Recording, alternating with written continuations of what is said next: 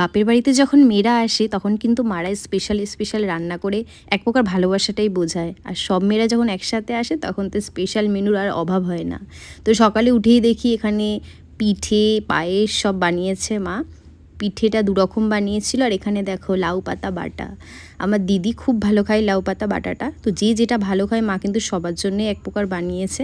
Season যেটাই চলুক আমাদের বাড়িতে কিন্তু পিঠে পায়েসটা সারা বছরই হয় কম বেশি, কারণ মার নাতনি খুবই ভালো খায় পিঠে আর পায়েস খেতে।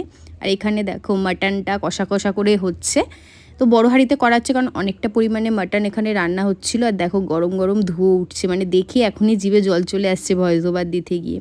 আর এখানে হচ্ছে বাসন্তী পোলাও। আমার তো আর তর্স হইল না, আমি একটু পিঠে আর পায়েস নিয়ে প্রথমে টেস্ট করলাম। অসাধারণ হয়েছিল এক কথায় খেতে। আর এখানে দেখো বোনরা বাসন্তী পোলাও দিয়ে খাচ্ছে মাটন কষা। তো এই ছিল আজকে সারাদিনের খাওয়া দাওয়া। দেখা হচ্ছে নেক্সট মিনি ব্লগে, বাই।